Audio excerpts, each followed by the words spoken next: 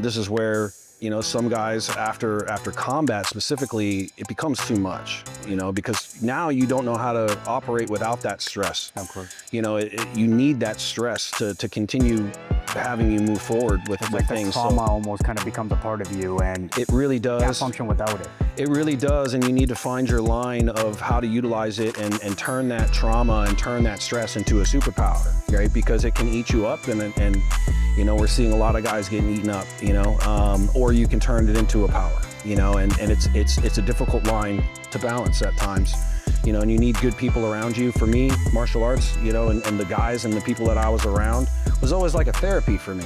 Right. It really was, because, you don't also have time to be thinking about all the other stresses when you're in there getting punched in the face or you're training hard. Like, you're in the moment of what you're doing specifically, and the guys that are around you training with you. Ladies and gentlemen, there's a sound that this city makes at 2 a.m. Glass clinking, bass hitting your chest before the doors even open. 1,000 strangers deciding tonight they're gonna remember. Most people who hear that sound are just passing through it. The man sitting across from it built it. September 18, 2001. 1 week after the towers fell, he enlisted in the United States Marine Corps. Not months later, not when it was safe to feel patriotic, 1 week. He deployed to Iraq with the 2003 invasions, came home and did something almost nobody talks about. He had to learn how to be a person again in a city built entirely on excess, chaos, and forgetting your name by sunrise. So where does a Marine go when he gets home? He went behind the bar, Center Bar, Hard Rock Hotel, bottom of the ladder. 2 months later, he's a junior VIP host. Within a year, he's risen to the top of the room. That's not luck. That's the same discipline that got him through the boot camp, just pointed at a dance floor instead of a battlefield. Body English, Moon, Rehab. He becomes a director of nightlife and marketing for 9 Group. 7 venues, a piece of the city's entire nightlife economy running through his hands. Then he does what most people in this position never do. He walks away from the safety of a paycheck and bets on himself. He co-founds 8182, partners into the Click Hospitality Group, and along the way becomes a face of Stitched, a menswear brand built on the same idea he's lived his whole career. How you show up changes how the world treats you. Venue after venue, city after city, San Diego to the Strip. And then 2021, a stage he built from nothing as one of the biggest resorts on the Strip. A grand opening weekend that stopped the city on its track. That's Elia Beach Club, the club he helped build. 16 venues, 2 decades, and somewhere in the middle of all that noise, he walked away from the bottle that swallows so many people in this industry and came out the other side, more clear than where he started. There's a man who has stood in a war zone and stood on top of the city's nightlife industry, and somehow he's able to tell you both stories with the same steady voice. Las Vegas, this is a city, he didn't just survive it, he built it. Ladies and gentlemen, Marine, builder, survivor, the architect of Las Vegas nightlife, Jason JROC Craig. I feel like I gotta put my hands up after that, bro. Like you said, man, you gotta feel a victory, right? We were just talking about it before, bro. Yeah, bro. I feel like, it was like lightweight champion, yes, sir. Middleweight champion. I was getting pumped up when you were reading that, dude. Yeah, know, man. Yeah, a lot of Vegas. It's really built my career and done a lot for me. Right. But it's kind of cool to hear it, and of course, in that sense. Yeah, you see how everything kind of builds up over time. Yes, yeah. Like I think a lot of problems people always have, like especially entrepreneurs, we never really look back and right. see, whoa, like the connecting the dots of what got us to where we are. Yeah. Like I've been coming out to Vegas since 2017, part of Extreme Couture during my training camps when I signed to one. But I always see you pass to the gym. I always wondered who you were, how you were affiliated with the gym, how you were with the fighters. You knew all the fighters. Then I'd be out in the nightlife, and you would know everybody there too. Yeah. So I was like, who is this guy? Yeah, and fighting has always been, martial arts has always been a part of my core since I was a kid. The discipline, the hard work, really realizing that, to keep you in your humble space of, there's somebody better out there than you, but always striving to be your best, So for me, martial arts has always been one of my core activities. It's I've built my life, almost around it, and applied a lot of those things in my business life, from routine to other, and it's really been a journey in that sense as well. And being around a lot of fighters, and I've found that for me, it's I'm able to relate with a lot of fighters and military guys, and people who've been through a lot of tough stuff. Because I've been in that space and I understand it, and so it's like there's like a different kind of understanding and relationship that you build. Right. You know this, right? Right. But when you share sweat and blood with somebody else, Yeah. there's a different kind of thing that gets built there. You know, It's a different kind of camaraderie, kind of a brotherhood that you build within an MMA gym that you may not have anywhere else within maybe a friend circle that isn't part of that. It's completely different. Definitely, it's completely different. I feel like most of my friends are, guys from the gym, and it's the respect level, when you're in martial arts gyms, and for the most part, there's just a different, like you said, it's kind of like the Marine Corps. You build these relationships through tough times and really strong ones through that, So what's the battles. comparison between MMA gyms and like the Marine Corps? Like what would you see are similarities? What do you see? There's some similarities in the aspect of, I'd say the Marine Corps, everybody's a tough guy, and sometimes they don't know that they're not tough guys, because the Marine Corps just instills in you this this persona of who you are, so you see a lot of Marines getting in fights, and and they're kind of rowdy, so you get a lot of that. In the martial arts gyms, it's mostly respect. You have a lot of guys who've been through battles, they've been through fights, so everybody's kind of humble in that sense of helping each other. In the Marine Corps, there's a lot of helping each other and camaraderie at the same time, but everybody the Marine Corps builds you into this like kind of machine, killing machine. That's really what they want you to be. So that comes out in a lot of personas and young Marines. Sometimes to their detriment in getting themselves in trouble. But I'd say that the main difference is just really what martial arts does from a respect, discipline level. Marine Corps has discipline, respect, but it creates Savage. it creates savages. Yeah. Does it create savages like in the training, or is it when they're deployed and they come back and just are transitioning back into, in a day-to-day life that I'd say a bit of both. I'd say it's a bit of both, right? Because, really the Marine Corps, one of the main factors there is it's preparing you for 24 hours of stress. Yeah. It's one of the main things is the mental side of it. And really, I didn't understand, you don't understand as you're going through it and why you're being screamed at 24 hours a day, or you're constantly under stress, because really what that does is it teaches you to be proficient in combat, because you're completely stressed out all the time, 24 hours a day. And so like, you don't realize those things when you're going through boot camp and some of your training, and you hate it sometimes. We call it, right, embrace the suck, right? Because we're suffering, you're really suffering. It's I've been to jail. There's nothing like there's nothing like it. Yeah, because you don't have a minute to yourself. It's 24 hours a day. And so it's really preparing you to work in stressful environments. This is where, some guys after combat specifically, it becomes too much, because now you don't know how to operate without that stress. Of course. You need that stress to continue having you move forward with It's like things. the trauma almost kind of becomes a part of you, and it really does. You can't function without it. It really does, and you need to find your line of how to utilize it and turn that trauma and turn that stress into a superpower, right? Because it can eat you up, and we're seeing a lot of guys getting eaten up, or you can turn it into a power, and it's a difficult line to balance at times, and you need good people around you. For me, martial arts, and the guys and the people that I was around was always like a therapy for me. Right. It really was, because, you don't also have time to be thinking about all the other stresses when you're in there getting punched in the face, or you're training hard. Like, you're in the moment of what you're doing specifically, and the guys that are around you training with you, so that for me was always a therapy, right? From getting out of the Marine Corps. Yeah, I think that's like, the MMA that you're talking about. It's people are like, oh, do you go to the gym and lift? I'm like, I can't escape what I'm trying to escape for that moment when I'm lifting weights, like the stress is or whatever. You're still thinking. Yeah. And when there's a guy trying to throw a punch at your face, you've got to be in that moment. Yeah. That 45 minutes, 25 minutes, whatever it is, it's a completely detachment from whatever reality has taken place, whatever your bills are racked up and stuff. So it's like, for you to find something like that, it's such a healthy thing to find.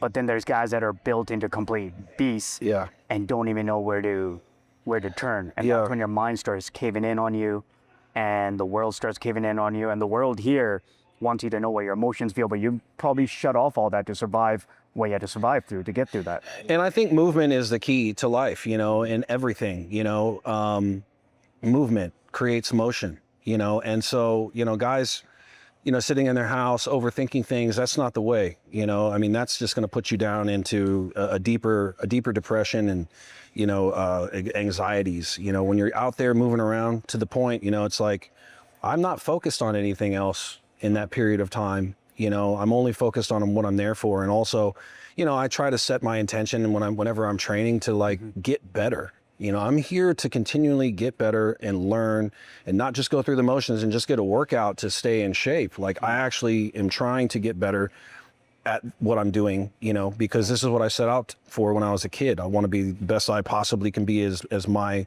person. Yeah. You know, and so being able to let that out expressively through combat, martial arts, and that hard training, Yeah. I need it. Like I actually need it to make it through. You know, I've to sleep, Yeah, just sleep. to do all the things because I'm carrying a lot of extra stress and anxieties and things inside me, and it's been the way that it's been my outlet for many years. And so, like anybody who, you know, I work with a lot of veteran groups, Randy, and ex-CGI. And so whenever I run into guys, it's let's get outside, let's get moving, let's go take a hike. You know, some kind of movement is going to help with any kind of, you know, depression and anxieties and just getting out there. You know, just sitting in your house isn't it. Yeah, I think one of the things that becomes like a cyclical thing is when you fall into that anxiety and depression, the hardest thing is to get up and get yourself active. Yeah. It's always easier to, it's not easier, but it's kind of like you're kind of in a sick cycle. Yeah. Right? And it's like you have this thing where you felt the euphoria of training. Yep. Right? You feel how different you feel after. And sometimes the hardest thing is to get yourself to the gym, but you know what you're going to get at the end of it. Where certain guys will be sat in a cyclical thing where they're just like, you know, I'm just going to sit here. Like life sucks. This is what it is. Those negative cycles, like you said, are can be really hard to get out of, you know? So I try to keep myself in this like 80% rule where I'm like 80% at my physical where I want to be 80% all the time. And I never let myself fall below that. Right. You know, when I start feeling myself slipping, you know, because we all have our slumps or we don't get motivated or something's happening in our life. But as long as I'm able to keep myself at that 80%, and then I give myself short-term goals. You know, I just fought in an old man's tournament. Oh, did you really? Yeah, the Masters. No. I won the heavyweight boxing. Oh, for boxing. Okay. Yeah, and so I'll try to give myself goals throughout the year. You know, I'm a Sogi every year. I'm always looking at something to change, do something different. It's usually around some sort of a physical activity or goal, Right. Whether that be, you know, hey, I'm going to take a vacation this year and I want to look my best for it, or whatever it is. I give myself little short-term goals in my fitness, also to kind of keep me on track, to keep me motivated. You know, we were talking about Conor McGregor earlier. It's like, how do you stay motivated when you don't have that thing to prepare for? You know, you can just start getting into this motion and cycle of just living and doing, but not like really living what you really want to. Right. Then you find yourself back into those cycles. So it's really about getting yourself in those positive habits and creating those positive habits for yourself that last your lifetime. You know, it's like I see guys will go and they'll start training hard, or they'll get into a program for a few months and they do great, then they fall off of it. You know, it's about building that habit in your life. And at this point for me, it's just like brushing my teeth.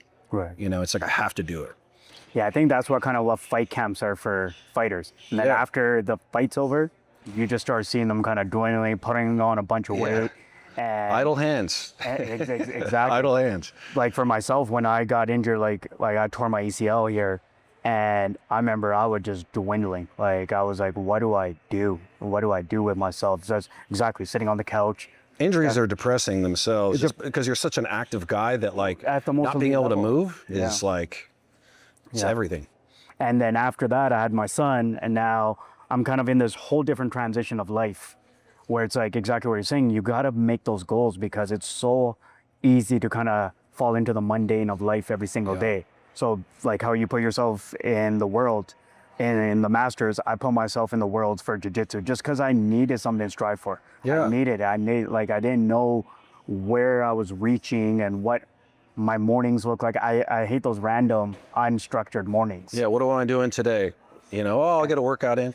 I love that, you know, these jiu-jitsu tournaments. I love that RAF has really become prominent. It's given guys like yourself another opportunity to compete and stay in competition, which I think is fantastic. Right. RAF's been doing a great job. All these jiu-jitsu competitions, like, I feel like for all the fighters, like, you see guys only fight once or twice a year, but it's like, dude, it's like staying in that competition mindset, keeps you just strong all the time. Yeah, 100%.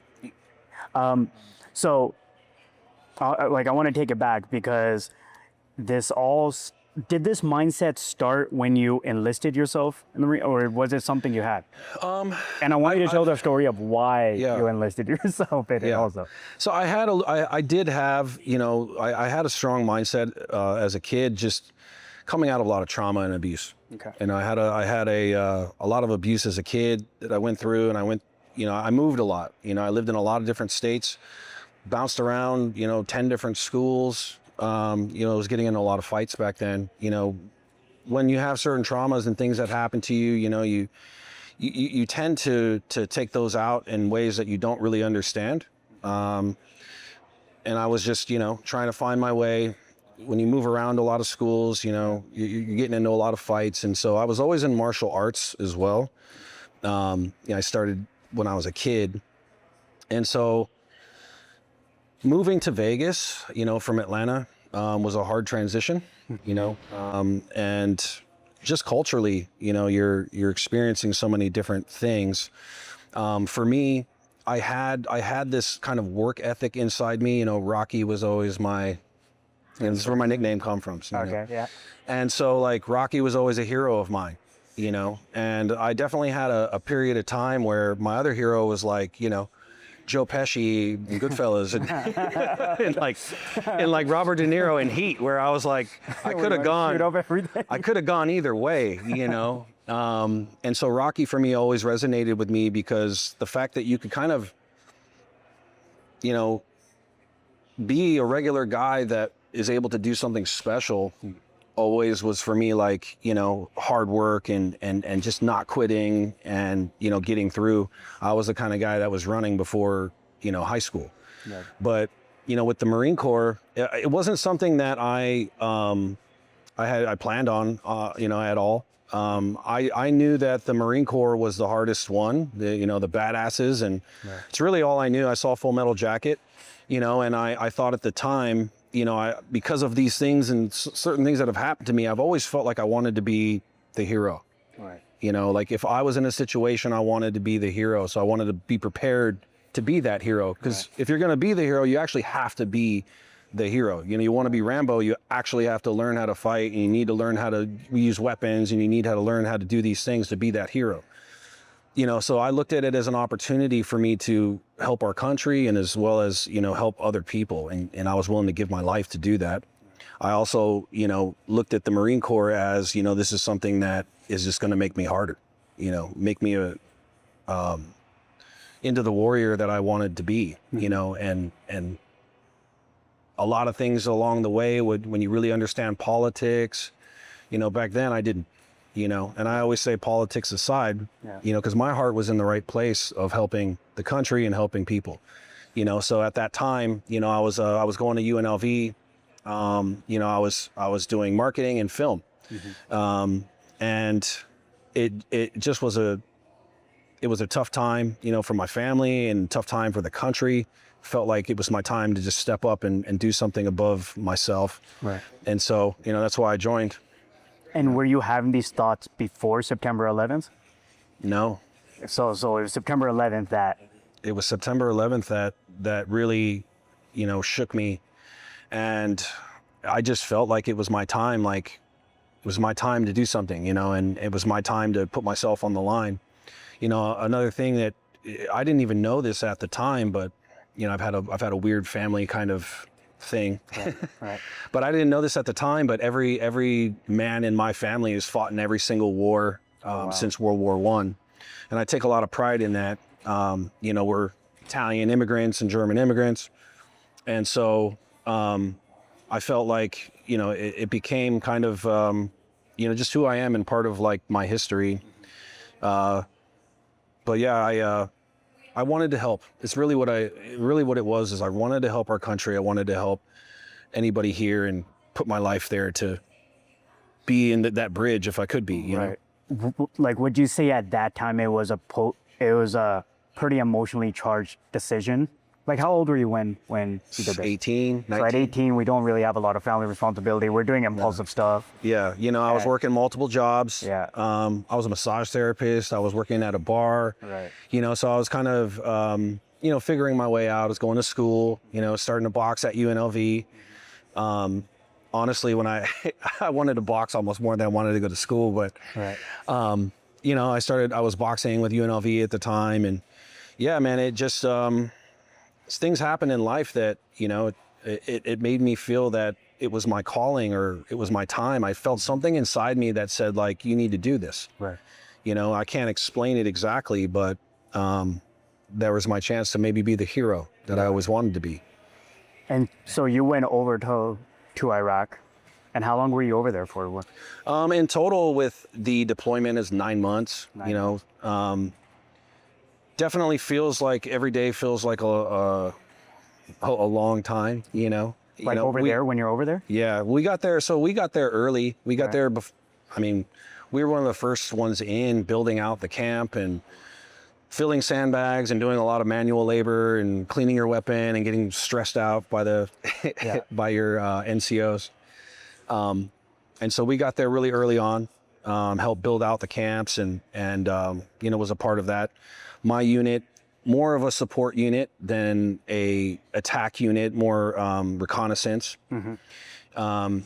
And so for me, it was really, you know, even when I was there, I was volunteering for every single mission, especially dangerous ones, you know, but every mission I was volunteering for, and, you know, I ended up getting awarded a medal for that. But really, it was just, I wanted to do my part, you know, like, let me do as much as I possibly can here, you know, so that I feel that I've, you know, I put my best effort into this. You know, I was a squared away Marine.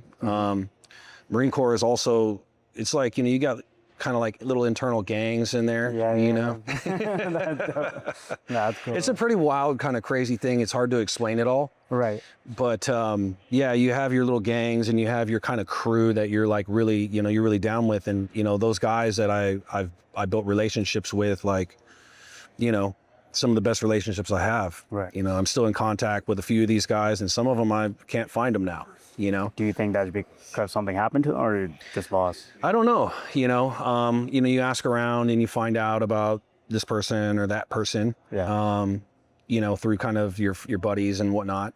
And then sometimes you lose touch. I mean, back then, dude, we didn't even have cell phones. Yeah, I know. It's like, but cell phones was just happening at that time. You know, it was like, so, you know, a lot has changed and I've lost my phone 10 times and, you know, but all the memories and of those things, and really, like, when I look at it now and helping veterans, it's really about understanding what they've been through, you know, what they're going through now, you know, these young Marines, and like being able on my side to be able to maybe give some advice, help if they're going through the tough times that, you know, I understand, you know, being able to be another voice of like, hey, like, you know, I understand, you know, we understand, and like, we're going through these things.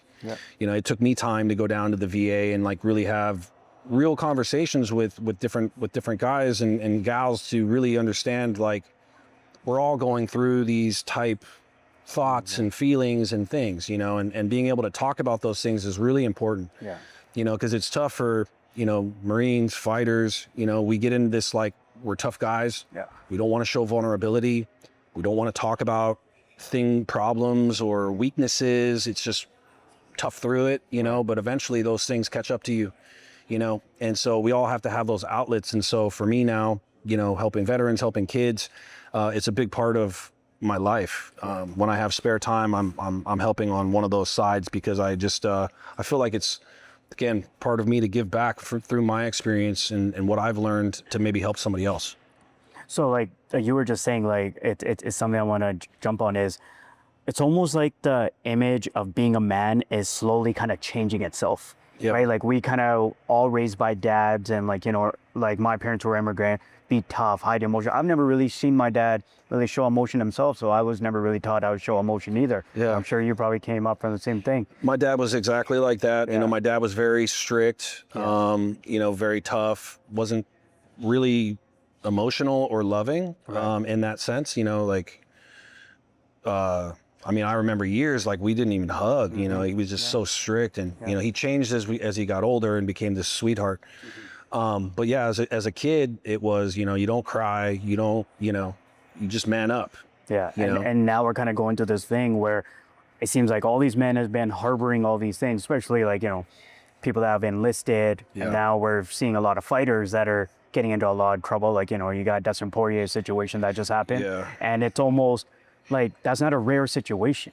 It just happened to happen there, and it was filmed and all that. But if I see It's very common now. it's actually common. Like, It's very common. I can personally speak that I've been down that road where I'm just like, what do I do with myself? I'm just a fighter. I know this, but now I don't know how to figure myself out. Depression, anxiety, trying to figure out antidepressants, trying to get off of them and all that kind of crap. And then, but I feel like it was just a little while ago where we're like, it's okay to talk to another guy about what you're feeling. You have to. And it actually happened at Extreme Couture in the gym, which had never happened before because I'd never been in an MMA gym where anybody ever asked me, like, how you feeling?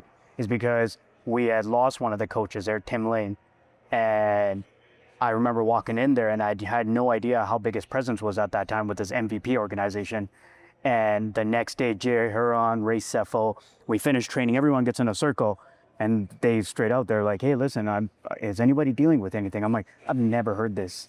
That's great. Yeah, and That's great, and that's really the you know, start. extreme, and like you need that. We all need that. Exactly. You know, I think it's a tough period of time for everybody. Right. You know, but obviously things have changed quite a bit. You know, you see men's suicide is, you know, out of control. Obviously the veteran suicide is really out of control.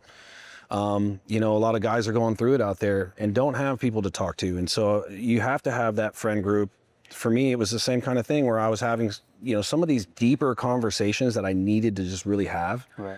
I was having at the gym, you know, because on the nightlife side, you know, it's just like very flashy and it's very, you know, on the surface. Yeah, on the surface. And so like it was hard to ever have real conversations with the majority of people because they're like, you're JROC, you're great, you know, everything's great. I'm like, yeah, dude, I'm sitting at home and I'm struggling, you know, like, and people don't understand that. So it's like, you know, having those conversations so important, man. I mean, I think I shed some tears, you know, like a month ago with my jiu-jitsu coach, right? Because like we really have like a real relationship that I appreciate, you know, and I'm able to like speak my feelings and talk about things that I can't talk about with a lot of people, you know? And that's so important. Like it's so important to find that individual.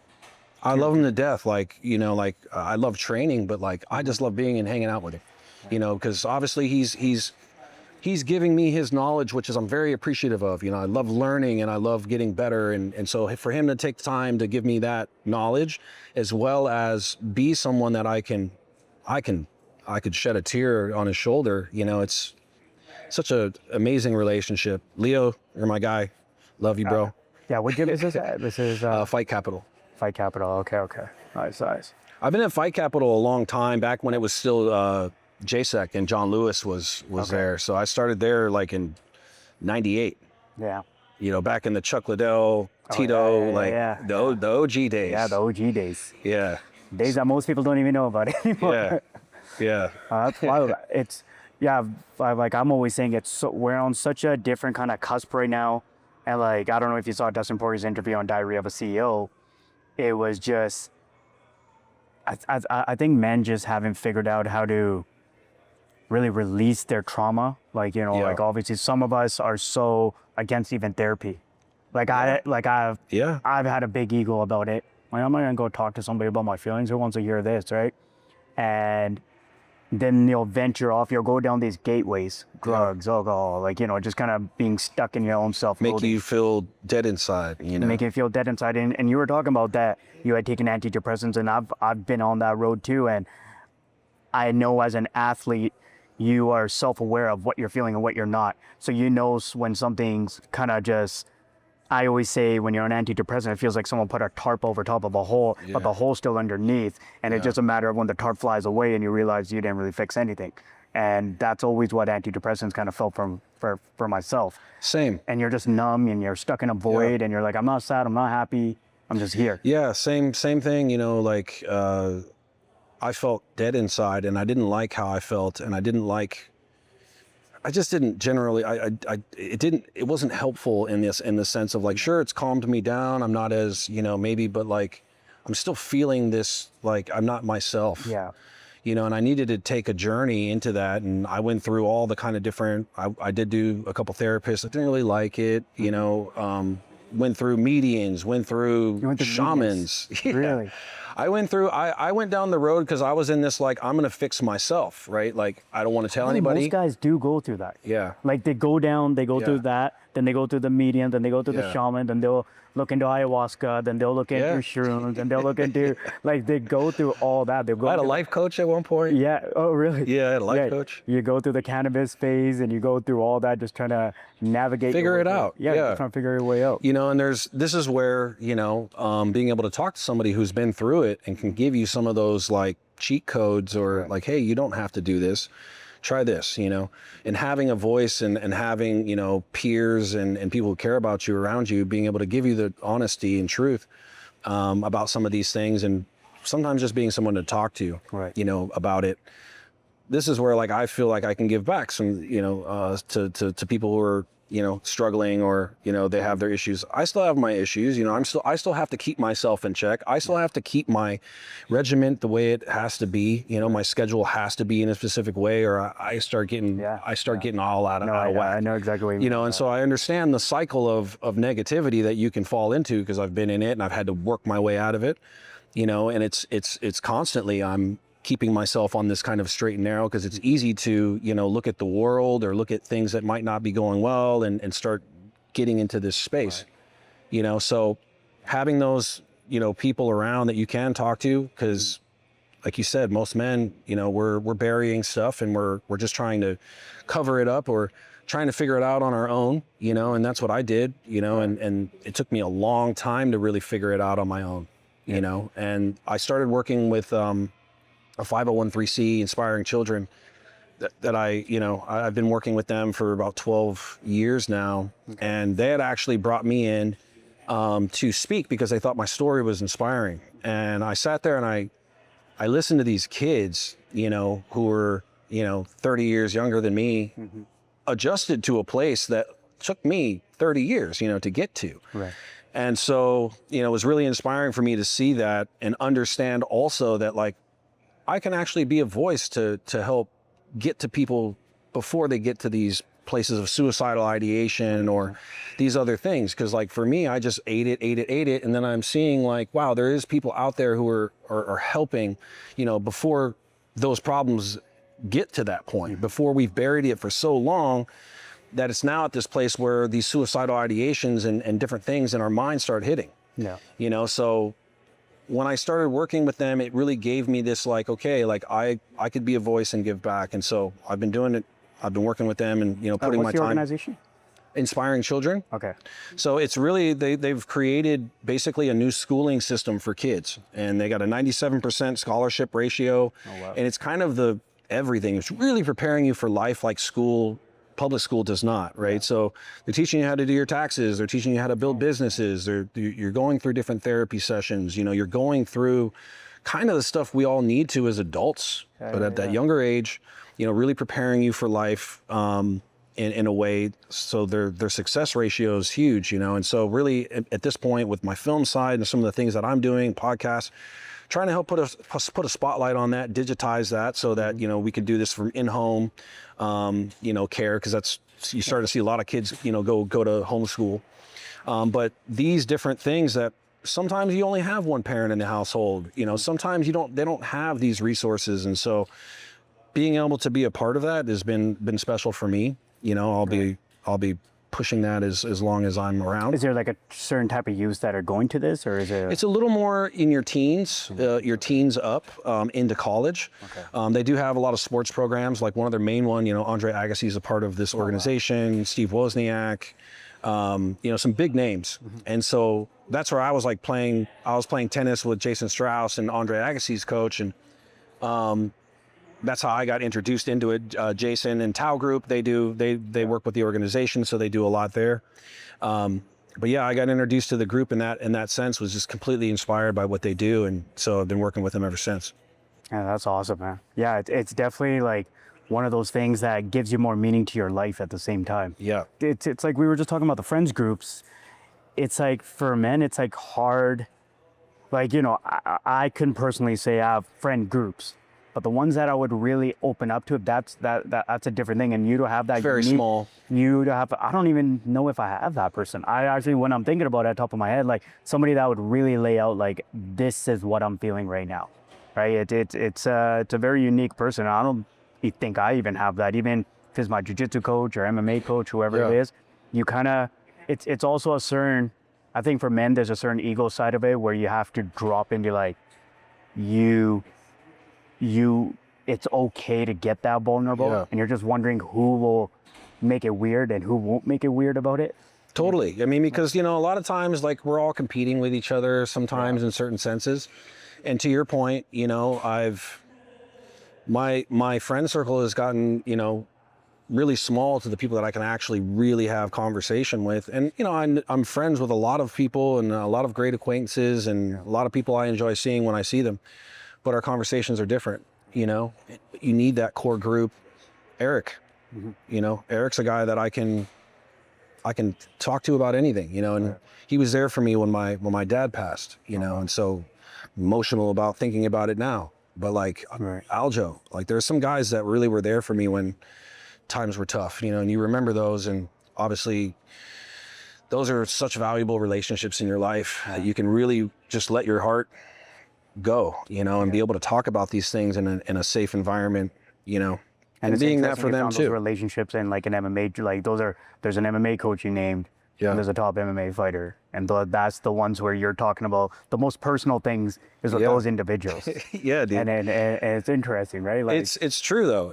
It's like literally, through martial arts and the people I've met there, I've built such great relationships, because again, there's no ego in there. You're, sometimes you're better than another guy or whatever that is, but we're all in there trying to get better and improve ourselves in some kind of way. And those coach relationships, they're so important to me. It's like I love getting in there and working, but it's like I was saying, with like I just like being around these guys.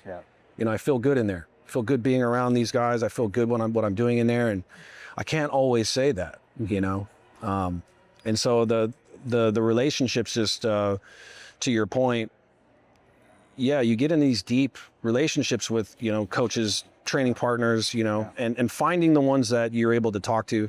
It's really important for us men. Having a tribe doesn't need to be a giant tribe. It could be one guy, but we need that tribe that we can, if you need to cry, you need to cry. You can't hold it in forever. No matter what the status quo says, like you need to be able to let those things out, talk about them, work through them. Sometimes crying is a way that, I'm able to honor my father, but also at the same time feel happy that like I'm following a path that he'll be proud of me of, and you got to be able to have those moments. Like we're all people. Yeah, no, it's absolutely amazing that you do have that you've created something like that. And it's just like, it goes to show how deep things can go if you can just get vulnerable just for a moment. And that's always the hardest thing. It's like, I know that guy's my friend, but how do I trust that? Like when somebody passes away, they'll message you and be like, hey, if you need anything, let me know. But how many guys can you actually message and actually say that to? Because they're just really just getting that weight off their chest. Like, listen, I extended my hand. Yeah, it's true. Have you ever called that person and be like, listen, man, I actually do really need you. I need you to do this. And I'm like, what? It actually, like, it might throw a lot of people off. It's true, and this is where, like, from coming from my entertainment and the nightlife side, I would confide sometimes in people that, didn't understand or didn't give me, I was trying to reach out. I was trying to have conversations, probably with the wrong people at times, And you think you saw that more in the nightlife industry? a bit, just because I think there's, again, there's like, it's like flashy, and there's like the persona of maybe who I was at that time, JROC, right? And I was doing reality shows, and I was doing a lot of like big publicly, things. So people get an idea of who you are without even knowing you at all, and they make their assumptions about you. And, obviously also when you have friend groups that are doing this or doing that, they just assume that you're doing the same kind of things. Right. I never took anybody for that. I took them for the person that they are, but it's just part of the game, I guess. And so there was a lot of, just not really understanding, certain things. And so also in the nightlife side, drinking is a heavy thing. Yeah, that's what I was going to say. So they start opening. And so drinking is not good for any depression, anxiety. It's the worst thing possibly for you. And so at the time, part of my job was drinking, so I couldn't actually even get away from the drinking when I knew that it wasn't good for me. While I was drinking and having the parties and the times, like I was having a good time and meeting good people and all those things. But the minute I was alone dealing with that, it was hard for me. Right. Yeah, like drinking was the escape in that. Yeah, well, I was also out with people that, liked me, and I was popular, and there's, I'm doing cool stuff. I was living a rock star life, Did that create a lot of trust issues for you? Like, you'd see, like, there is certain people that I know in the nightlife, and I know there's a couple of them that I know have gone through that.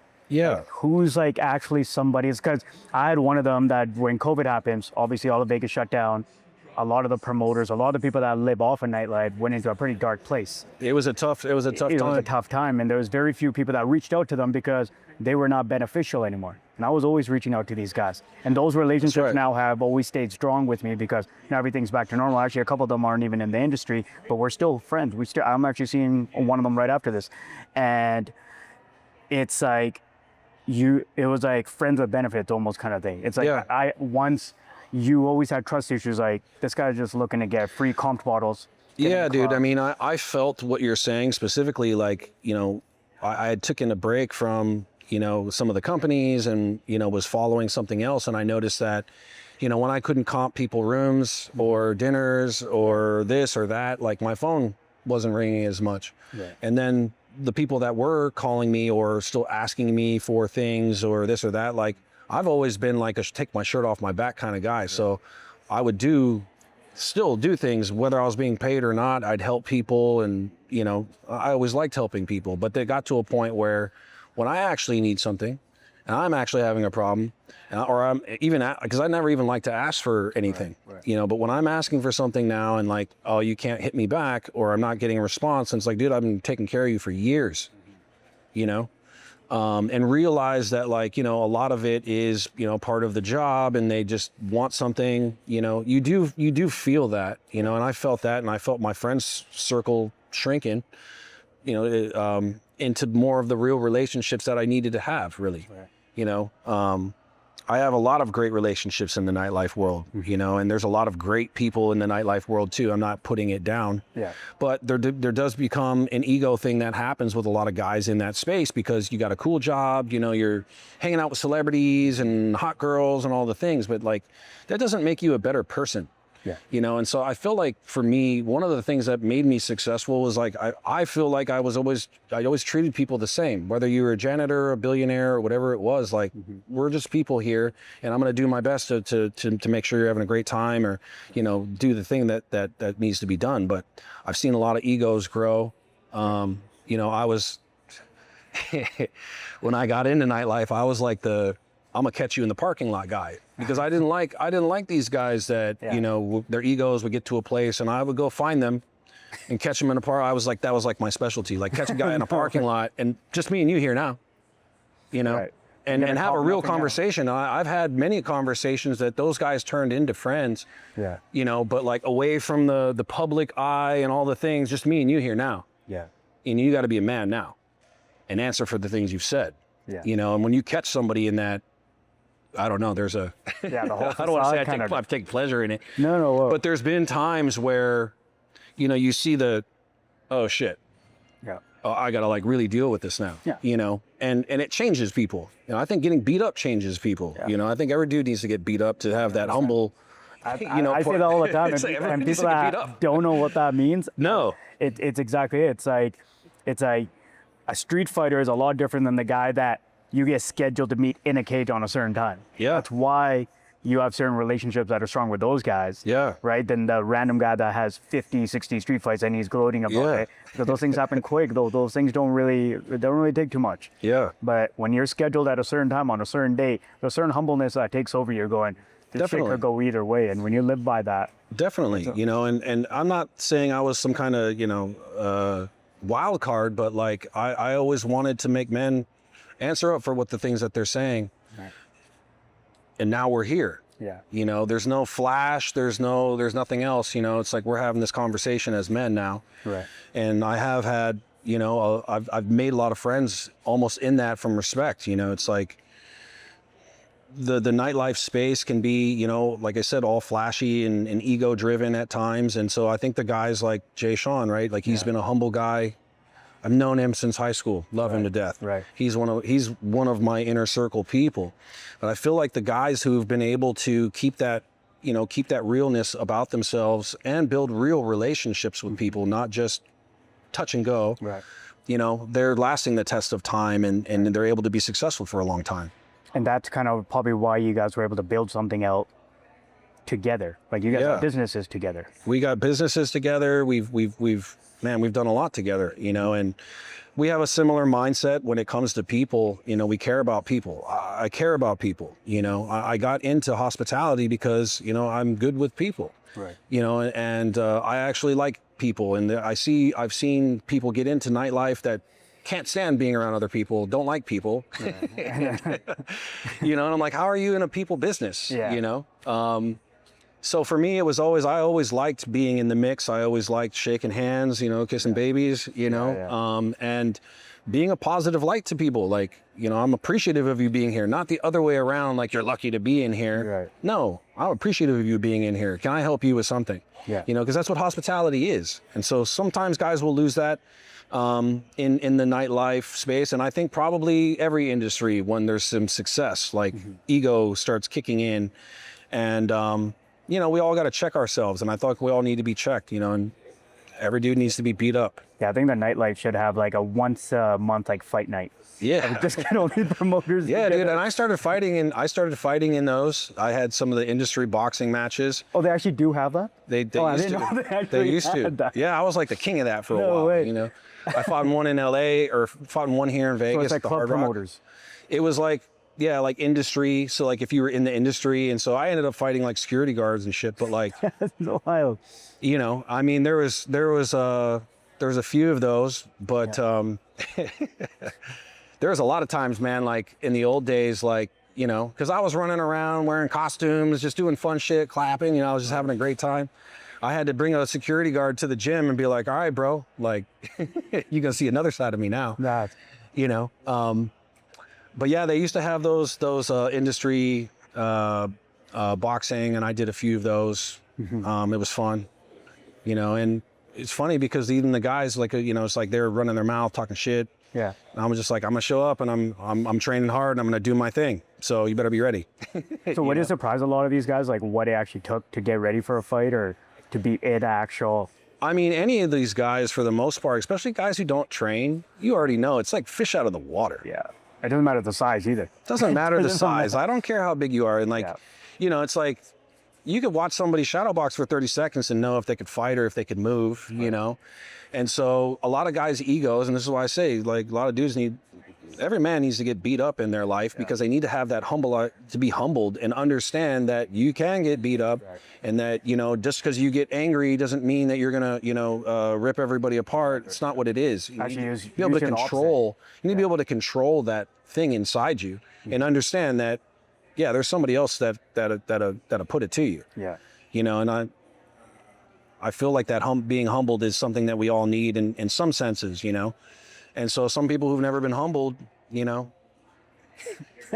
they're the ones who I want to be part of one of these fight nights, man. I want to. Yeah. You know, I'm getting older now, but I'd still do one of those. I'd still do one of those. like I said, You're in the I gym, like. you're in better shape than most people. Like I've seen you hit the pads. Yeah. I'm like, this guy's clean with I it. try, man. You know, honestly, I'm still trying to improve my athleticism. I'm trying to find my little edges, you know, where I can as an older guy. Right. You know, I try to when I'm sparring, I'm trying to be smart, you know, about how I'm sparring and not going too hard all the time, and you know, doing the things to create longevity. You know, even in my training, everything's built around martial arts in a sense. You know, I'm doing wrestling drills, I'm doing kettlebells, you know, I'm still doing some free weights, but everything's kind of geared around my athleticism and functionality, and also, you know, as I'm getting older, stay as hard as I possibly can. Right. You know, so yeah, this is where like I'll probably fight in a few more of those masters because. You know, I enjoy the competition. I enjoy that fear that you have before the fight. The butterflies. And overcoming that. Yeah. You know, That I think is something so important. it really, you're in your own head, and it's really a test for yourself. And I feel like when you can pass your own personal test, that's the most important ones.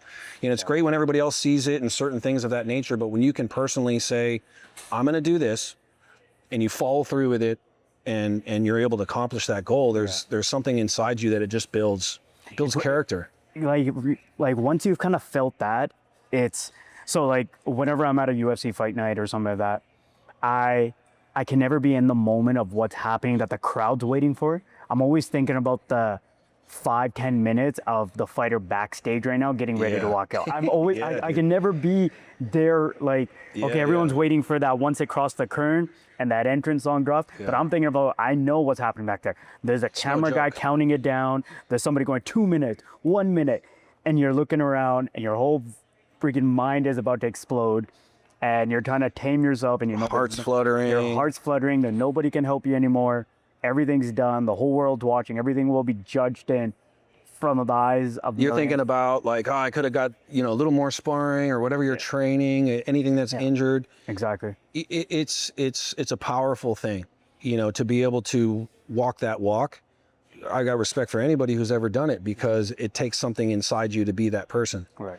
You know, and to get through those things. You know, it's like I felt that landing in Iraq. You know, it's that fear of the unknown, but willing to walk through that fire. Right. You know, adversity, and this is the things that we learn in life that builds the character to make us get through business and all the things that we have in our life. You know, it's like, I'm sure at some point being a father is going to be hard, you know, and you've built this character inside you through these fights that, like, no matter what it is, you're going to get through it. You're going to fight through it. Yeah. But if you've never tested yourself and you don't know what you're capable of, you know, it's hard to really understand yourself, you know? So, I mean, this is another thing where I think martial arts, I think combat sports, I think sports in general also, you know, that competition, you know, builds character in people that they need.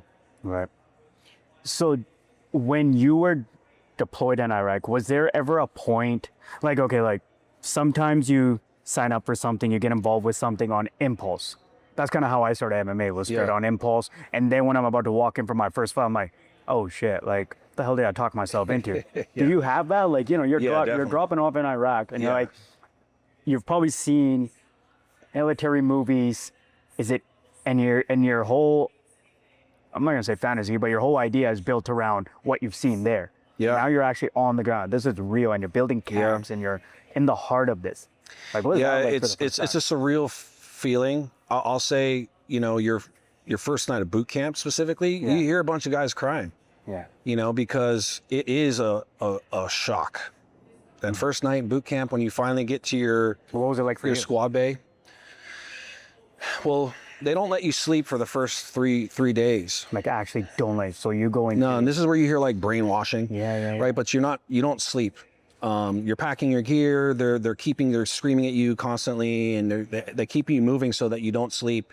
And then your first day, it's like you get to your squad bay and you get your drill instructors, and that's like your first day, Black Friday, and it's immediately kill babies, blood and guts, kill, like nonstop. Oh. You know, and this is where people's, you know, when you're half asleep and you're going through physical things, you know, this is where they start beating that in you, you know. So that first night in boot camp, there's a lot of guys crying, and everyone is sitting there in their head thinking like, fuck, did I make the right decision? Right. You know, A lot of guys that quit on that first day. yeah, a lot of guys want to quit first day, you know, Do they? before we even make it through the first day. Yeah. Okay. Yeah. They're just, you know, it's hard to understand what to expect, you know, Yeah, of before you course, go yeah. in, you know. I'd say, you know, after you're through boot camp and you're understanding you're a Marine, you know, going into combat, you're honestly excited at first. Yeah. Because the whole thing they're teaching in you is to be excited to go to combat, you know. But at the same time, being on that plane, you know, you'll have your moments with your guys where you're, you know, your camaraderie and you're joking through things, but deep inside you're going through it. Yeah. You know, you're thinking about your family, you're thinking about, you know, what can happen to you, all the unknown things, you know. They're also pumping you with, you know, anthrax and, you know, gases and all these different things that can happen to you. So you're, you know, all those things are running through your mind. You know, for me, it was, you know, I won't let myself get captured alive because, you know, you're seeing them, you know, cut these guys' heads off and dragging them through the streets, and I'd rather die than be that. You had know? made So, that decision already. yeah, so it's like in my head, it's like I was willing to die, you know, because I didn't want to be a captive, and I wasn't going to allow, you know, myself to go out any other way, you know. So you have to have that, and honestly, it's that fear also creates, you know, bad things. You know, you there's mistakes that are made. You know, there's civilian casualties. You know, everybody's nervous. Yeah. Everybody's trigger happy and ready to fire almost at all times. So, you know, it's a pretty crazy thing.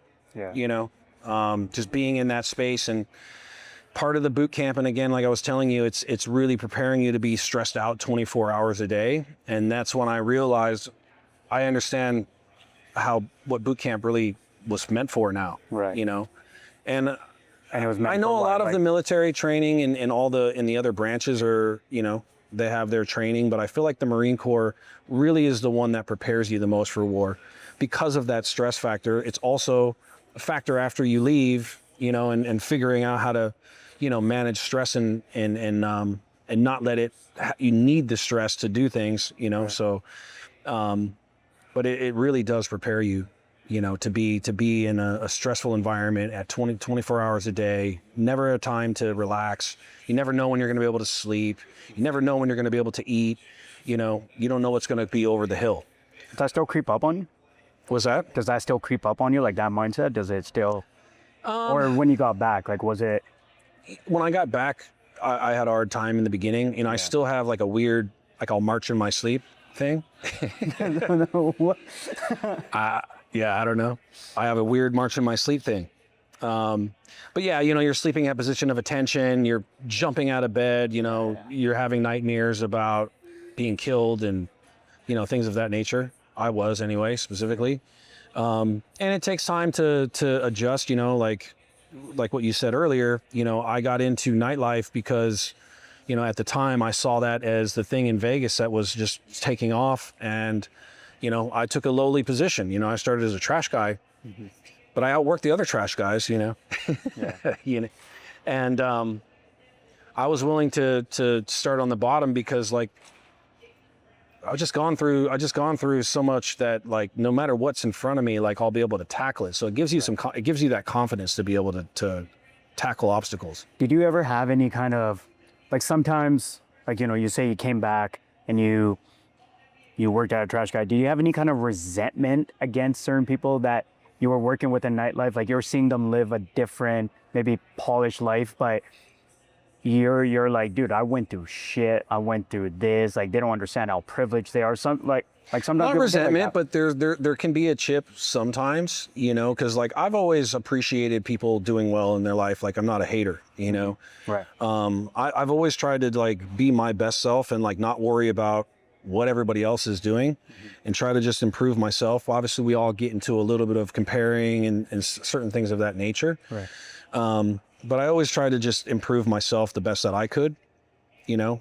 I mean, even then, like, I was always twice a day in the gym. Yeah. You know, I was always kind of working on my physical side of things and trying to be the best I could in any position that I was working, you know.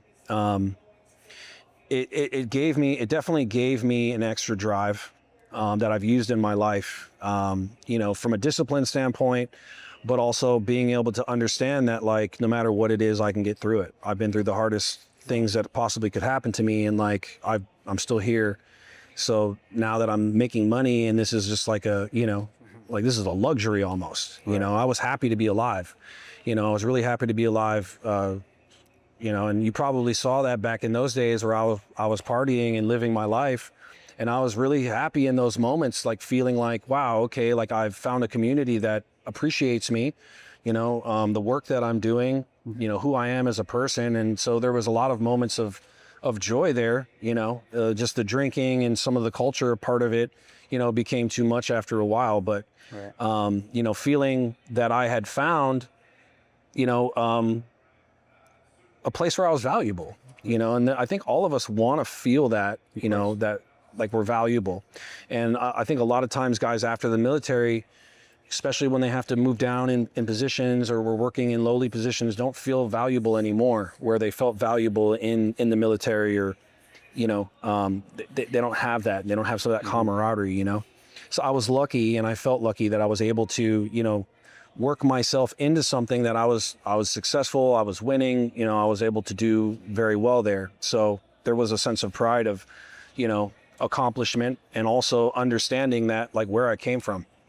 Do you think it could have gone really bad though? Because sometimes when you're trying to escape certain trauma, or like, you know, you just came back from Iraq, drinking and partying can become almost a destructive therapy. Yeah. Right? It can become something else because you're in that moment. Yeah. You're escaping, and you're euphoric right now that you're alive and you're having fun, but eventually no one's really there to check you. Yeah, you know, luckily for me, you know, and you know, right, like we all have friends that when they drink, they become completely different people. Some become violent, you know, some, you know, they're overly emotional or whatever those things are. Right. For me, I was always a really happy drinker. Like I was just like happy, Right. you know, which worked out well for the nightlife side of things. You know, it was those moments, like I was saying, like when I got home or after the party and the hangover, and sitting there thinking about, like, I don't really want to be doing this in my life. Why am I doing this? You know, like, well, people like me and I'm making money, you know, like you start thinking through all these kind of different things. And the drinking just, for anybody, you know, you start getting, if it starts to become a crutch for you, you know, that's a problem. Yeah. I never felt like it was for me, like I wasn't drinking alone, you know, very often. Yeah. It wasn't that. It was, I felt like I had to be on and drinking for me to do my job well. Right. For me to make sure that, you know, the people who are coming in town, they're coming here to party and have the time of their life, and they want that from me. Yeah. So it got into this place where I felt like I couldn't not be that guy. Right. You know, and I had to be the life of the party all the time. And I hit points where I knew that I didn't want to be that anymore. And I also, you know, worked myself into different positions where it was like, no, I don't want to be that guy anymore. You know, I want to be taken more serious. I'm going to take risks and do the things that I need to do to kind of work myself out of that. And I did, you know. Right. But you do get trapped in a cycle of thinking that I can only talk to girls when I'm drinking. I can only, you know, I'm funnier when I'm drinking, and like I'm really like this person that you're not. You're that person all the time.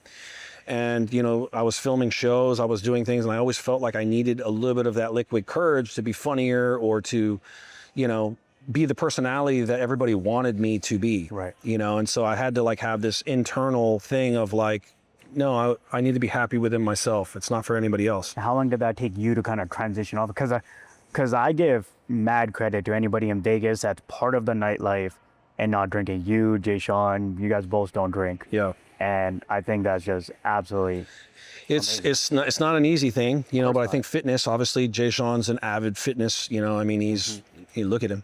Right, yeah, he's a beast. But I think fitness also plays a key role, you know, even for me. back in those days, whenever I was drinking, I was still sparring in the morning. I was still at the gym sweating out, and you'd smell the booze coming out of me. Right. But I had the discipline to make sure that I would still make it to the gym no matter what. Yeah. Whenever I was hungover. But that's why it becomes dangerous at the same time sometimes. It can. Because you know you can get away with it. Yeah. I've been in those situations. Yeah. Where I'm like, when I first started coming out here, I'm like, dude, I can go to Encore Beach Club and I'm still the first guy in the gym putting in 5 rounds. Cardio's amazing, stamina's amazing. Yeah. I'm winning my fights when I go over to Singapore. Yeah. I'm like, yeah, I can keep this balance Yeah. going. Yeah. And, I did that. I did that Yeah. for a long time. But eventually it catches you, man. Yeah. Eventually it's going to catch you. And look, like, I'm not telling, people don't have a great time and live your life, especially when you're younger, like you should be out partying and having experiences and living your life. But at some point, yeah, you got to really hone that in, especially in the nightlife. It just becomes part of your culture, becomes part of your life. And so you just have to understand that balance, and control it. Right. I think drinking at this point now, I mean, there's a lot of people who are more avid about their health. So there's an understanding about it. Yeah. Yeah. It seems like the nightlife businesses are like suffering because of that awakening almost. Millennials, man, it's like they don't want to drink, They don't even want to go to casinos anymore because they do it right off their phones. Everything that built Vegas almost seems like it's kind of becoming a whole different thing. Like now they have these wellness day parties before the actual day party starts. I actually like those. No, I love those too. I love the idea of it. I love the whole. But to your point, I think it's time now that Vegas elevates and continues to grow. I think we need different styles of entertainment. I think, right? Like the Raiders coming in was great. We're going to get the A's. We're going to get a basketball team.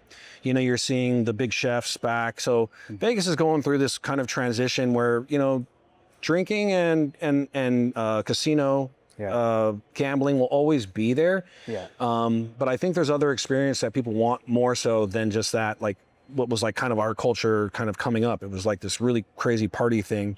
Now people want more experience, so health and wellness is one of those. Dining obviously is, every big celebrity chef's here in Vegas. You're starting to see more entertainment style venues and, the Sphere is great. Yeah. So it's an opportunity for Vegas to change even more and be a part of the future forward, technologies and things. And so I hope to see more of that here in Vegas and, more interesting builds. Right. Like let's see our skyline, improve, right? I think the Hard Rock Hotel, like that's really cool for the skylines, the Sphere, like, but we as Vegas need to give people something that they can't get at home. We need to give them an experience that you can't get at home, and so to get them out, to get them to in these spaces, you might see, gaming numbers or some alcohol numbers still go down, but you're still seeing the amount of bodies still coming through, so Vegas is just in that transition. Right.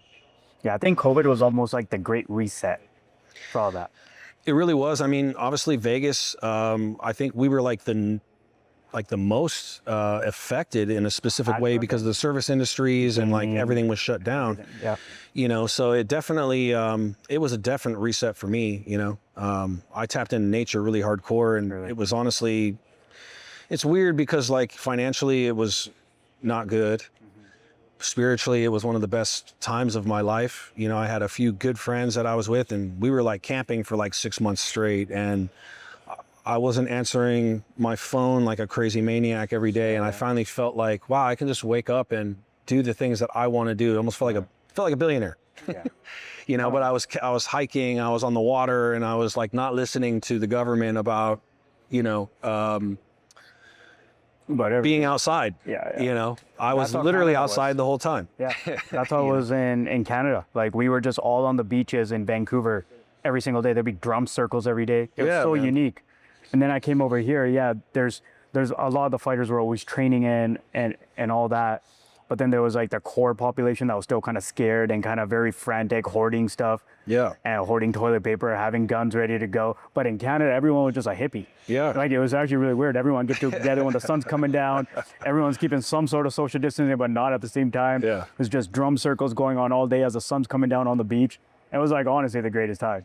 Yeah, man. Like I learned a lot about myself during that time. I needed, I didn't know that I needed at the time, but I needed that break. And that's where I really from the nightlife side and like rethinking like what I wanted to do with my life. I was having all those deep kind of internal conversations, as well as, I'll never disconnect from nature again. I got such into a place where, I'm to the casino, to my house, to the gym, to the casino, to the house, to on a flight, not putting my feet on the earth, not getting into nature in the way I would have liked. And now I will never stop that. I think we all need to be, tapped in a bit more with nature. And, that was a great time for me to really like kind of bring that back into my life. And since then, I just won't let it. I'm getting out there, I'm hiking, I'm at the river, something that, because it brings me a lot of peace. Right. And so how often are you out there for that? Like to do that reset? I do kayaking and out at on the Colorado with Inspiring Children. We have a boat out there also. So, I'll get out there honestly as much as I can. Sometimes once a week, sometimes once a month, right? Just depends on the work schedule, but try to get there as much as I can. There's some great hikes on the way. There's, waterfalls and, hot springs. And dude, we should go. It's, I've been a lot of places in the world. And so it's like kind of this special place that I found and being in the water, no phones for a while, and just being able to live and just, I don't know. It's one of the things I need. I've found all these little outlets that I need to use for my stress and for me to be able to function the way that I do. And being in nature is one of those things, having a little quiet time, and even if I'm with a group and we're having fun with it, it's just, being away from it all, being away from the cell towers, being away from the city, being away from the cars and just slowing down a little bit, so I go as much as I can hiking or get to the river, take trips to Utah. One of the things that, Vegas has so much beauty around it, Arizona and Utah. There's great camping, there's great outdoor things and hikes and Zion and, so much to go see that's really close to here. And once I've found all those things now, like during COVID, and I found kind of all these different pockets, like it sounds funny, but I'm like work out for fun now. Right. Yeah. I need to find those places because I didn't even know you guys had lakes around it. Like I went to Lake Las Vegas. Yeah. And I was like, you guys even have bodies of water? I just kept going there because it made me feel at home, like how it is in Vancouver. And being around the water just brings you peace, Okay. And I love being around the water as much as I possibly can. So the Colorado, it's only like 40-minute drive over Arizona. It's right after the Hoover Dam. Okay. It's amazing. You should come with me sometime. We'll go kayak. We drop in right at the Hoover Dam, and I haven't even been to Hoover Dam. I haven't even been out there yet. Yeah. I haven't even been to Hoover Dam yet. See, things like that, when you find a few of these type gems, it makes living in Vegas even better. I needed those outlets that I didn't have because like just going to the Strip and, isn't enough. Encore Beach Club is your beach. Encore Beach Club isn't enough. It's your body Great of time, water. but Encore Beach Club, that's not enough. Need to be able to get away and there's just a lot of beauty around Vegas. Yeah, like I would go up to Lake Las Vegas. I'm like, this doesn't really feel like a lake, but I'll take it for whatever it is because it's the closest thing to home. And that's the thing is a lot of people don't know. It's like even up at Mount Charleston, it's the weather's around 20 to 30 degrees less with the elevation. So when it's really hot, got great hikes up there. I'm a motorcycle guy too, so I'm like trail riding a lot. I'm very outdoorsy. It's something that it's one of my outlets. My motorcycle, fighting, MMA, and being outdoors. That's wild. So like even being out there, like for yourself, you're pretty connected to nature. Is any of yours based like with nature and your own faith? Like, are you a religious guy? I am. Okay. Yeah, I believe in God. I'm Christian. I'm Catholic. I came up Catholic, and I was an altar boy. I was like, Wednesday, Thursday, Sunday. I was doing all the kind of schooling and whatnot. I've gone through a lot of different modalities with my faith because, as a kid, I was very scared of the devil, very God-fearing. Right. As I got older and, started going through a lot of these pains, traumas, different things, seeing people murdered, killed and kind of the world, I started kind of getting in this place where I lost my faith. I didn't understand it. It took me a while to kind of come back to it. Right.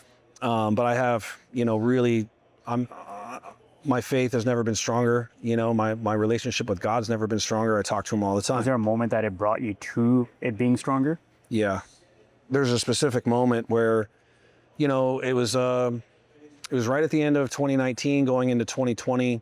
I had gotten into a breakup, and it was a hard breakup. And I also was just, I had these different suicidal ideations for many years, and different things that I was trying to still figure out. I was going through my learning and growing. So I started taking trips by myself. And I took this trip to Europe, for a month just by myself. Nice. And I wanted to be in a space where I was alone and had to deal with myself and deal with all the things and get through it.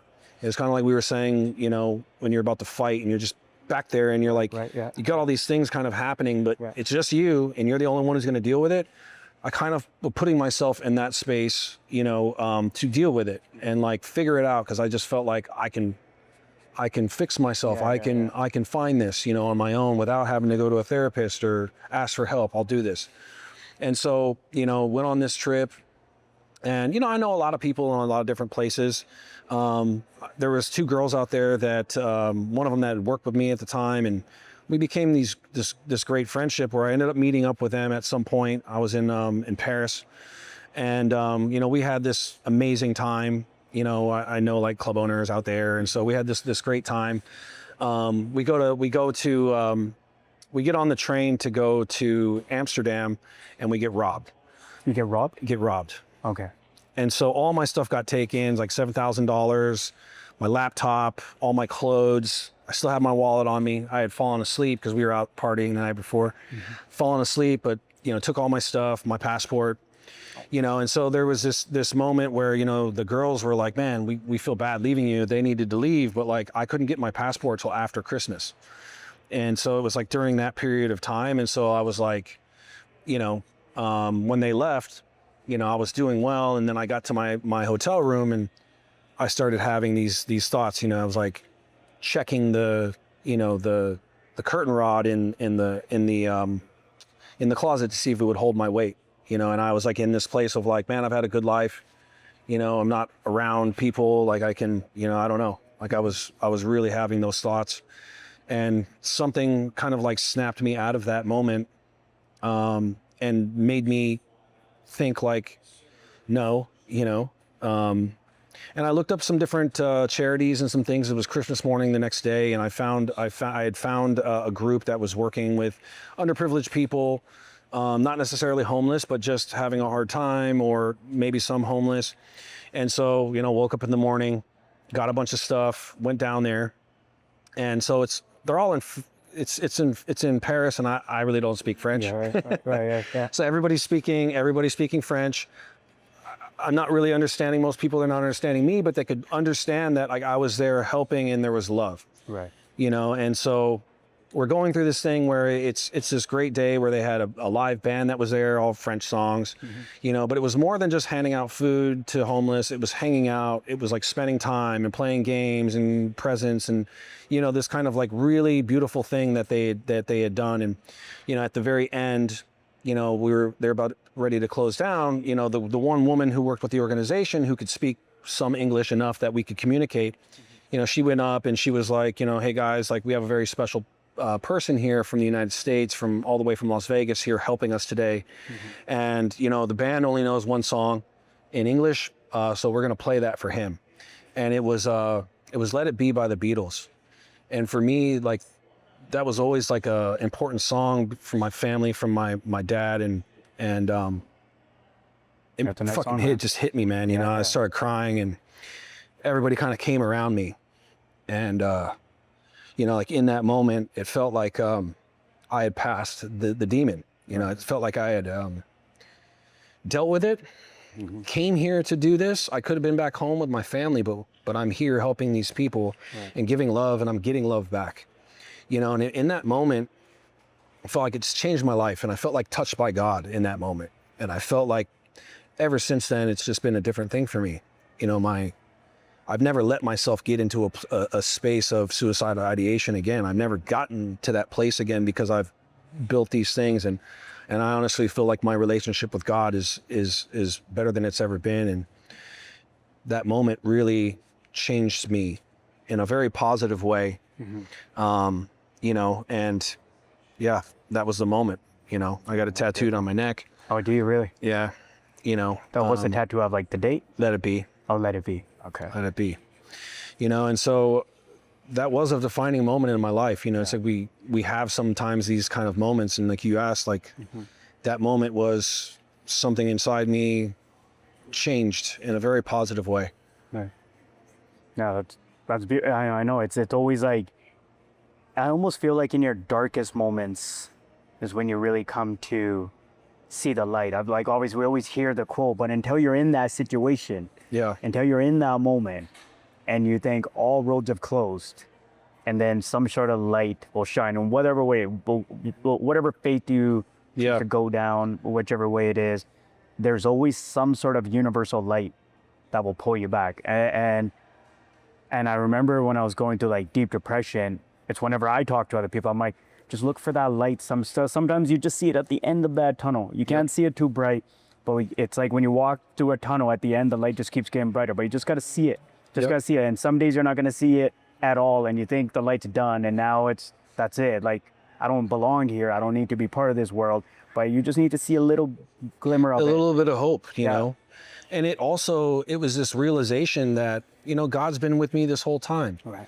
You know, because a lot of things, you know, really that I was dealing with that I had a hard time with was from my childhood trauma. Yeah. You know, and mixing those things. But I realized that God had always been there with me. You know, I've had some special things happen in my life, and I've been able to manifest things that have actually happened, and I've made those things happen through manifestation and prayer. And so I realized that, you know, God was always there with me, keeping, you know, when I was at my lowest, something would happen. I'd get that glimmer of light or hope. Something would happen for me that was like, all right, I can keep moving, you know, and I'd get low, and then something would happen and I would keep moving, and these things kept happening. God wanted me here, you know, and I believe that, you know, because I was close to, you know, death many times. And I know that now that God was continually putting these pieces of light and these hopes in front of me to keep me going, you know, and I truly believe that. And, you know, in that moment, it's like I felt all those things at one time, and all the negativity, all the bad shit that's happened to me, you know, he was there, and I felt loved, and I felt love from these strangers, you know, who didn't even know me, couldn't even speak my language, you know, and yeah, dude, we all have moments where we have to have a realization of change and who we are or how we're doing things. And that moment, man, it just, it just changed my life. Have you ever, like, do you know those people? Like, yeah, you know, the two girls that I was with, they've become, you know, like family to me, you know, and I don't know anybody from the organization still or anything like to that effect, but have you told them the story? Yeah, they know. Yeah. They know the story. I haven't told it to that many people, but you know, that just changed my whole life. And you know, I've become such good friends with the girls, you know, through that process. You know, right after that, COVID happened. Yeah. And so we got shut down, and those two girls, we kept going. Those were the ones who, you know, we camped for 6 months straight, you know, because we had built this relationship, and we were like, let's keep it going, you know, now that the whole world's shut down. Yeah, that's crazy. Your timing was, you went through that moment, and then you got to basically almost process it for a whole year. Yeah. Whether, like, I wonder if you had come back and got tossed into the same routine, how much would that have stuck? But you had this is where I feel like God's been there for me, you know, and the timing of it. And I needed that time in nature, and I needed that time to tap in, and I needed that time to get right with God. I mean, yeah, like at that time in my life, it needed to happen, and it was forced on me through COVID. But again, I look at these things, and, you know, I feel God's been there with me, and he's the timing of the things that have happened for me. You know, I needed that. I really needed that time, you know, so I got to have it, and really took that time to, you know, do a lot of self, you know, growth. You know, I really took the time because I knew that like I was, loved, and I knew that like, I belong here, all those negative thoughts that kind of spark into our brain. Like I was able to shut that voice off and bulletproof my mind. It's really it's never been able to creep back in because I've built it to a place of hard. And also, the drinking, when you do that helps move that wall that you have. And so I really haven't, I'll drink on occasion when I want to, but like, I really don't drink, because it did take me, and it would put things in your head, and, you feel more depressed, or you feel things differently. And, so moving away from alcohol was a big deal for me, as well as finding my faith. Right. Yeah, it's really interesting. Like we were saying at the very start of this, was how you got to connect the dots going backwards. And it's so interesting that we think random things are happening. Yeah. But when we really look back on the whole story of it, it actually wasn't random. Like, had you not gone to Paris, had that not happened, then COVID hit, your life trajectory might have been completely different than where you're at right now. It's crazy. It is crazy when I think about it. I was just looking at this photo because I was gonna post it on social even. But I had found this photo, because I was with Kid Rock in Iraq. I met Kid Rock in Iraq. Okay. Right? Like, because like I told American you, badass. yeah, dude. I told you I was like volunteering for a lot of stuff, and I was awarded like Marine of the Quarter, and so I got to be the guy to help with the USO and the celebrities that were there randomly, right? Yeah. And so I had this picture with Kid Rock. Years later, I'm bartending at Playboy Club. Here comes Kid Rock off of the elevator with one of my buddies who worked for the Maloofs at the time. And I just so happened, because there was another Marine that I was working with, I had brought my photo book in, and I literally had it open with the picture of me and Kid Rock, and he came off the elevator. Right. And so I got to show you this, sir, like, I wouldn't like to, bother. Yeah. Well, obviously my buddy was also friends with him. And so like, and Kid Rock was the coolest dude. We ended up drinking all night long, had Red Stag and telling stories. And then I ended up, becoming, friends with him and doing multiple shows with Kid Rock. And when I think back about that moment and like how much your life can change in 4 years, a couple of years, and like where I was mentally at that time, and now I'm like hanging out with Kid Rock and Snoop Dogg and like, and those are moments where I'm like in my life where like God has given you moments. Like you're passing levels. You just were blinded because the things that were going on, you weren't seeing those pieces of hope or light that, because you were letting this other negative voice take over that. But I realized that all these kind of things that have happened in my life just, made me the man that I needed to be. Right. Made me, hard enough to get through the things that I needed to get through, and things I'm still probably gonna get through now. It's prepared me for have kids. I haven't had, no kids, no marriage yet. Yeah. But whatever it is that comes in my path, like I feel prepared for it, mentally, spiritually, physically. All the. I think just hearing from this, you're definitely gonna make an amazing father. Like you have very unique lessons, unique perspectives, and that's what we need in the world right now is unique perspective to bring up the next generation. Yeah. Like for myself, I take my kid. He's 16 months. He's been in the jiu-jitsu gym with me since he was 12 months. Whether he's sitting in a stroller, and now he understands. He's like obviously he's not rolling because he's only 16 months, but he'll be in the stroller. He knows at one point the technique ends and we start to roll. Then he knows we pick up the mops and we clean the mats. Yeah. And he knows he'll get out of the stroller and he'll start picking up the mops before anybody else. I love that. And he knows the drills, and he knows when we line up, he'll come and stand next to me. Yeah. He knows the handshakes when you leave the mats. Yeah. Like he knows the whole routine now. Yeah, I love that. And it's just it's so unique to bring the next generation up in a different environment than what we grew up in probably. Yeah. Like I didn't grow up. What you're saying too is like, that's what I look forward to being a dad, being able to take the knowledge and pass that on. Well, you have stories. Yeah. A lot of people can grow up and not have a single story. Therefore, they're just looking to movies or something. You've gone to Iraq. You've gone to Paris. You've found something. You were about to lose yourself, and you go through all this, and it takes a unique perspective to be able to pass on, because your child is going to come with stories. He or she's going to come with situations, and you're going to be like, oh, let me pull this out of this time. If you've never been through anything, that's the thing is like, it's and I'll see a lot of guys on social media these days talking about a lot of things, but like, you haven't lived any life, dude. Yeah, I know. You're just sitting in your room. You're just sitting in your room. So like, and you're reading about things, and respect for that, and you're a good talker. But like, what do you do? Like, what is it that you're doing out? Like, you got to live a real life. You have to be good in real life too. Obviously the internet has given a pathway for people to communicate, and that's positive in some aspects. In some aspects it's not, right? But you're able to really get your voice out there, and a lot of people are great at speaking and talking, but like, you need to live, you need to live a full life. For me, experience, there's nothing that is a substitute for experience. 100%. No matter how well you did in college, no matter how smart you are at a specific thing, when it goes to practical application without experience, like, you're still a newbie. Yeah, absolutely. So yeah. Yeah. One last thing I want to end on. I always ask this question, and so the question is, what is the legacy of yourself that you want to be remembered for? Whether it's the Marine vet, the fighter, the son, the future husband, father. What do you want to?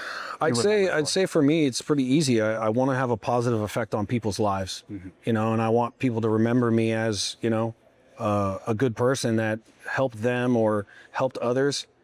I mean, that's, to me, like, how you treat people says a lot about who you are and your character. So I've always tried to treat people the way I want to be treated, and I hope my legacy is, the guy was a hard worker, treated people well, and I have a couple boys, or someone who's also carrying the legacy on, right? And I've turned them into good men. Yeah. And I truly don't doubt that. It's like, I am so grateful to have sat down with you and gone to talk to you. Like, we could have taken this in 100 different ways. Yeah. And I'm so grateful the way that we took it to dive into the things that we did, and got to talk on the things we did from the experiences of your life experience. But it's been absolutely amazing, man. Like, just to hear your story, and I know the trajectory of your next generation is going to be absolutely amazing. And I definitely took things out of this that I know I'm going to be using going forward. But thank you, brother. Yeah, thank you. Thank you so much. Thank you, brother. Beautiful. This was good.